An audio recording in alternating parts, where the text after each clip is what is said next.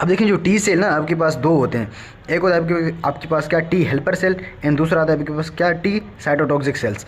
अब देखिए T helper and T cytotoxic. अब देखिए टी हेल्पर आपके पास CD4 होता है, यहाँ पर CD4 था ना, इसे हम कहते हैं क्या CD4 पॉजिटिव, इसे हम कहते हैं क्या CD8 पॉजिटिव। तो ये होता कैसे है, जो है ना थाइमस में इनकी जो है ना वो होती है टीचिंग होती है। जो जब इनकी टीचिंग हो रही होती है तो ऑफकोर्स वो जो है ना आपके पास चाइल्ड्स में हो रही होती है, चाइल्ड्स में हो रही होती है, मतलब क्या जो है ना आपके पास चाइल्डहुड वाली एज में हो रही होती है, ठीक है। तो होता क्या है यहाँ ना इनको जो है ना सेल्फ एंटीजन ना इनको प्रेजेंट की जाती हैं। जो सेल अपनी सेल्फ एंटीजन को रिकॉग्नाइज करेगा, जो सेल इनमें से अपनी सेल्फ एंटीजन को रिकॉग्नाइज करेगा, उससे हम कहते हैं क्या पॉजिटिव सिलेक्शन। क्या पॉजिटिव सिलेक्शन। जब पॉजिटिव सिलेक्शन होगी, जो सेल अपनी सेल्फ एंटीजन को रिकॉग्नाइज करेगा वो आपके पास सेल बच जाएगा, और जो सेल इसको रिकॉग्नाइज नहीं करेगा वो डेथ हो जाता है। जब जो सेल पॉजिटिव वो आपके पास जो है ना क्या क्या था यार, ये पॉजिटिव होता है आपके पास क्या, ये यार क्या हो, जो सेल आपके पास पॉजिटिव सिलेक्शन होता है कि क्या था, ये पॉजिटिव सिलेक्शन था, उस सेल को जो है ना एक और एंटीजन दी जाती है। जो सेल जो पॉजिटिव सेलेक्टेड थे, अगर फिर से उन्होंने अपनी सेल्फ एंटीजन को रिकॉग्नाइज किया तो फिर जो सेल उसको रिकॉग्नाइज करेंगे वो डेथ हो जाएंगे, और जो उसको रिकॉग्नाइज नहीं करेंगे वो आपके पास बच जाएंगे। इसे हम कहते हैं क्या नेगेटिव सिलेक्शन। ये आपके पास पूरी टीचिंग हो रही होती है आपके पास किसमें, थाइमस में, उससे जो है ना आपके पास टी हेल्पर टी साइटोटॉक्सिक आ जाते हैं, ठीक है। तो ये आपके पास पूरा थाइमस में ये आपने फर्स्ट ईयर में पढ़ा है, ठीक है। तो ये मुझे डिस्कस करना नहीं था, बट जो है ना कॉन्सेप्ट जो है ना कोरिलेट करने थे, ठीक है। अच्छा, अब देखिए CD3 जब एक्टिवेट हो गया तो यहाँ पर ना होता क्या है, जब ये एक्टिवेट हो गया पूरा सेल, तो ये क्या है, इसका डीएनए में एक जीन होता है इसका। ये ना जीन एक जो है ना मॉलिक्यूल प्रोड्यूस करता है, क्या ये एक मॉलिक्यूल प्रोड्यूस करता है, this is your that molecule. ये एक जीन है, ये एक क्या प्रोड्यूस करेगा, इंटरल्यूकिन 2 प्रोड्यूस करेगा। अब इंटरल्यूकिन 2 जैसे ही प्रोड्यूस हुआ तो ये ना इंटरल्यूकिन 2 टी सेल पर ही वापस बाइंड करेगा। इसे हम कहते हैं क्या ऑटोक्राइन। जो सेल प्रोड्यूस कर रहा है उसी सेल पर जो है ना बाइंड कर रहा है। इंटरल्यूकिन 2 के जो ना रिसेप्टर्स होते हैं, यहाँ पर जो ना इंटरल्यूकिन 2 रिसेप्टर्स होते हैं, क्या इंटरल्यूकिन 2 रिसेप्टर्स। अब देखिए ये रिसेप्टर्स जो है ना ये वाला जीन प्रोड्यूस कर रहा होता है कॉन्स्टेंटली। जब ये पूरे जीन्स एक्टिवेट हो जाएंगे, लेट सपोज ये एक्टिवेट हो गया तो इसने ये प्रोड्यूस किया, ये एक्टिवेट हो गया तो इसने इसके लिए रिसेप्टर्स बनाए। अब देखिए जब ये इंटरल्यूकिन 2 रिसेप्टर्स बाइंड करेगा तो ये जो है ना एक ये interleukin 2 and interleukin 2 receptor complex आपके पास बन जाएगा। ये कॉम्प्लेक्स आपके पास ना एक और जीन को एक्टिवेट कर देता है। किसको? इसको एक्टिवेट कर देगा। किसको? इसको एक्टिवेट कर देगा। अच्छा, इसको यहाँ पर अभी रोकें, मैंने यहाँ पर जो है ना एक चीज़ बताना भूल गया। अब देखिए जब ये आपके पास ये इसके साथ बाइंड कर गया, ये इसके साथ बाइंड कर गया। अब देखिए ये जो है ना टी सेल क्या हो गया, एक स्पेसिफिक टी सेल हो गया। क्या? एक स्पेसिफिक टी सेल हो गया। इसे हम कहते हैं क्या यूनिक स्पेसिफिसिटी। अब देखिए ये जब इसके साथ जो है ना स्पेसिफिक हो गया, इसे हम कहते हैं क्या क्लोनल सिलेक्शन। मतलब कि आपके पास टी सेल्स तो बहुत होंगे ना, टी सेल टी हेल्पर होंगे, टी साइटोटॉक्सिक होंगे, टी आपके पास जो है ना सप्रेसर होते हैं। उनमें से जो है ना आपने एक बेस्ट को जो है ना क्या करना है, चूज़ करना है। वो बेस्ट उसको हम क्या कहते हैं, T cell sorry clonal selection. क्या? Clonal selection. इसको हम लेट सपोज हमने ये मैं एग्जांपल ले रहा हूँ टी हेल्पर 2 की, टी हेल्पर 2 है लेट सपोज ये। तो इसको जब हमने सेलेक्ट किया, इसे हम कहते हैं क्या क्लोनल सिलेक्शन कहते हैं, ठीक है। होप कि आपको ये क्लियर होगा। अभी आए यहाँ पर। अब देखिए जब इसने इसको एक्टिवेट किया, ये इस जीन को, it is a mitotic gene. जब ये माइटोटिक जीन एक्टिवेट होगा तो इस सेल की क्या होगी, माइटोसिस हो जाएगी ना। क्या होगी इसकी? माइटोसिस हो जाएगी। ये बहुत सारे सेल्स बना देगा और इसे हम कहते हैं क्या क्लोनल एक्सपेंशन। एक सेल में से बहुत सारे सेल्स बनते जा रहे हैं, इसे हम कहते हैं क्या क्लोनल एक्सपेंशन। एक्सपेंड होते जा रहे हैं। अच्छा जी, तो माइटोसिस का यहाँ कर रहे हैं इसको, ठीक है। अच्छा जी, तो ये आपके पास जो है ना आपको क्लियर होगा।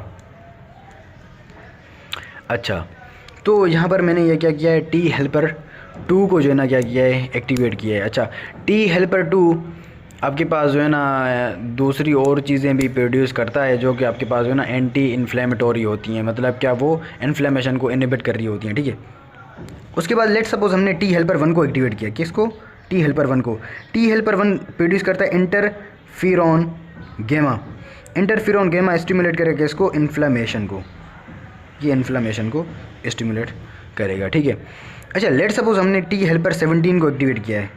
टी हेल्पर 17 ये आपके पास रिलीज़ करता है क्या? इंटरल्यूकिन 17। क्या? इंटरल्यूकिन 17। अब इंटरल्यूकिन 17 आपके पास क्या करता है? रिक्रूटमेंट करवाता है, रिक्रूटमेंट। मैं इसको जो है ना स्पीड से इसीलिए लेके जा रहा हूँ बिकॉज मैंने ये आपको इन्फ्लेमेशन में बताया है, ठीक है। ये रिक्रूटमेंट ऑफ न्यूट्रोफिल करवाता है, ठीक है। ये मैंने वहाँ पर बिल्कुल जो है ना बहुत अच्छे तरीके से जो है ना वहाँ पर डिफाइन किया था। यहाँ पर जो है ना टी हेल्पर 1 आपके पास क्लासिक पाथवे को एक्टिवेट करता है, वहाँ से सारा कुछ हो रहा होता है, ठीक है। टी हेल्पर 2 आपके पास जो है ना उसको अल्टरनेट पाथवे को जो है ना कर रहा होता है, उससे जो है ना आपके पास रीजनरेशन वगैरह होती है, ठीक है। अच्छा, तो ये भी आपको क्लियर है, तो ठीक है जी। अच्छा, तो ये हो गया। अच्छा, हम कहते हैं ना बी सेल्स को एक्टिवेट करते हैं। अब देखें वो कैसे करते हैं, वो ऐसे करते हैं। ये एक जीन है, ये जीन आपके पास एक प्रोडक्ट जो है ना रिलीज़ करता है, ये एक प्रोडक्ट रिलीज़ करता है, ठीक है। और ये वाला जीन भी जो है ना आपके पास एक प्रोडक्ट रिलीज़ करता है। This is your that product. अब इसे हम कहते हैं क्या? B cell growth factor. इसे हम कहते हैं क्या? B cell differentiating factor. आप जो है ना परेशान नहीं होना, मैं इनका जो है ना वो भी लिख दूंगा, इनका प्रॉपर नेम भी है, ठीक है। अब देखें, जब बी सेल ग्रोथ फैक्टर आया, अच्छा इसको अभी यहाँ पर रोक दें। लेट सपोज ये क्या एंटीजन है, ये भी एंटीजन है। एंटीबॉडी यहाँ पर आई, इसको एक्टिवेट किया, पूरा का पूरा प्रोसेस सेम होता है, ठीक है। यहाँ पर सिर्फ बी सेल रिसेप्टर्स होते हैं। इसने एक्टिवेट किया किसको? CD79 को। ये CD79 को एक्टिवेट करेंगे, ठीक है, बी सेल्स। क्या? CD79 को एक्टिवेट करेंगे, ठीक है। जब ये यहाँ पर एक्टिवेट हो जाएगा तो यहाँ पर जो है ना ये सेल यहाँ पर एक रिसेप्टर प्रोड्यूस करेगा। ये वाला सेल क्या करेगा? रिसेप्टर प्रोड्यूस करेगा। इसे हम कहते हैं क्या? B cell growth factor receptor, ठीक है।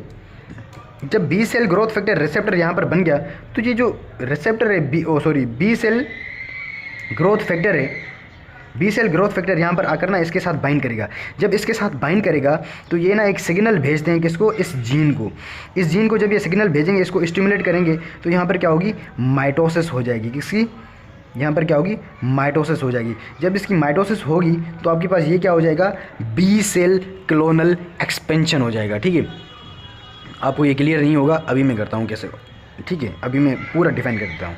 अच्छा, यहाँ जब इसकी माइटोसिस हो गई, अच्छा मैं इसका नाम बता दूँ, कंफ्यूज ना हो जाए। इसे हम कहते हैं क्या? Interleukin 4। This is your that naughty boy. Interleukin 4 आपके पास इसको एक्टिवेट कर रहा होता है, ठीक है। अब देखिए, जब बी सेल्स आपके पास जो है ना एक्सपेंड हो गए तो बी सेल ना डिफ्रेंशिएट भी होते हैं। क्या? B cell differentiate. अब इसका तो मैंने बताने अब बी सेल डिफ्रेंशिएटिंग फैक्टर इसको डिफ्रेंशिएट करेगा किसमें? 3 टाइप्स में। किसमें? तीन टाइप्स में। This is your interleukin 5। इसको हम इंटरल्यूकिन 5 भी कहते हैं, ठीक है। एक सेल आ जाएंगे आपके पास क्या? एक आ जाएंगे आपके पास क्या?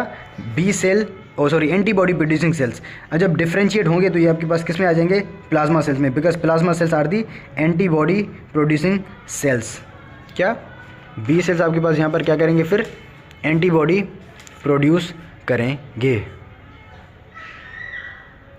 अच्छा, तो ये भी आपको क्लियर हो गया होगा, ओके। उसके बाद जो है ना आपके पास, हाँ, पर्टिकुलरली ये जो है ना IgM रिलीज़ करवाते हैं। क्या? IgM। अब देखें, ये जो है ना IgM क्या करती है? ये आपके पास जो है ना न्यूट्रलाइज करती है किसको? आपके पास जो माइक्रोब्स होते हैं उनको जो है ना न्यूट्रलाइज करवाती है, ठीक है। अच्छा, ये हो गया IgM। उसके बाद है एक आइसोटोप जो है ना आइसोटाइप स्विचिंग। अब देखिए, आइसोटाइप स्विचिंग में होता क्या है? लेट सपोज ये एंटीजन है, ये क्या है? एंटीजन है।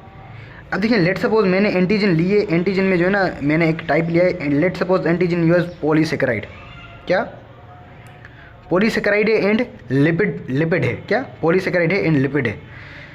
एंड लेट सपोज एक और एंटीजन है जो कि आपके पास क्या है, प्रोटीन इन नेचर है, क्या प्रोटीन इन नेचर है। जो एंटीजन आपके पास लिपिड एंड पॉलीसेकेराइड होगी वो आपके पास जो है ना रिलीज करवाती है क्या, IgM एंटीबॉडी, क्या IgM। जो प्रोटीनस आपके पास जो होती है ना एंटीजन वो आपके पास रिलीज कराती है क्या, IgG, IgM एंड IgE। इस जो है ना वेरिएशन को, इस स्विचिंग को हम क्या कहते हैं, क्या आइसोटाइप स्विचिंग। मतलब क्या, अगर एंटीजन डिफरेंट है तो आपके पास जो है ना एंटीबॉडी भी डिफरेंट प्रोड्यूस करेंगे आपके cells. This is your isotype जो है ना स्विचिंग, इसे हम कहते हैं क्या, ठीक है, आइसोटाइप स्विचिंग इसे हम कहते हैं। अब देखिए जब IgG बन गई, let's suppose this is your IgG। अब देखिए IgG का ये क्या होता है, FC पोर्शन होता है, इसका क्या FC पोर्शन होता है। अब ये FC portion of the IgG antibody activates the complement system. अब जब ये कॉम्प्लीमेंट सिस्टम को एक्टिवेट करेगी, कॉम्प्लीमेंट सिस्टम से आपके पास क्या बनेगा, MAC, membrane attack complex. Membrane attack complex आपके पास क्या करेगा, लाइसिस ऑफ द सेल करवाएगा। ये मैं पूरा का पूरा डिफाइन करूँगा कॉम्प्लीमेंट सिस्टम की वीडियो में, ठीक है, ये मैं पूरा का पूरा डिफाइन करूँगा कि ये जो ना कैसे हो रहा होता है, ठीक है। अच्छा उसके बाद जो ना ये लेट सपोज ये IgG का मैंने एग्जाम्पल लिया, FC पोर्शन। अच्छा IgG यहाँ पर क्या करती है, एज वर्क करती है एज ए ऑप्सोनिन, क्या ऑप्सोनिन क्या करता है, it leads to the phagocytosis. क्या ये फेगोसाइटोसिस को जो है ना क्या कर रहा होता है, इनिशिएट कर रहा होता है, क्या इनिशिएट मतलब क्या, इसकी फेगोसाइटोसिस करवाएगा और जो भी आपके पास हार्मफुल सब्सटेंस है वो आपके पास क्या हो जाएगा, वो डिस्ट्रॉय हो जाएगा। अच्छा उसके बाद जो है ना आपके पास हेल्पर T सेल्स है ना, वो आपके पास जो है ना प्रोडक्शन जो है ना आपके पास करवाते हैं किसकी, एंटीबॉडीज़ की। ये जो एंटीबॉडीज़ प्रोड्यूस होती है ना, इनकी एफिनिटी बिल्कुल हाई होती है, क्या एफिनिटी हाई होती है, इसीलिए इनको हम क्या कहते हैं, हाई एफिनिटी जो है ना हाई एफिनिटी, या फिर इसे हम कहते हैं क्या, एफिनिटी मैच्योरेशन, क्या एफिनिटी मैच्योरेशन, जो कि आपके पास जो है ना उसकी जो है ना लाइसेंस वगैरह करवाएगी। यहाँ पर जो है ना ये इसके थ्रू जो है ना आपके पास फेगोसाइटोसिस होती है और इन्फ्लामेशन वगैरह होती है। होप कि आपको ये पूरा का पूरा प्रोसेस क्लियर होगा। अच्छा उसके बाद इंटरल्यूकिन 5 जो है ना एक और चीज़ करता है, this is your that funny thing, ये ना एक्टिवेट करता है इस चीज़ को, किसको, इस चीज़ को ये ना एक्टिवेट करता है।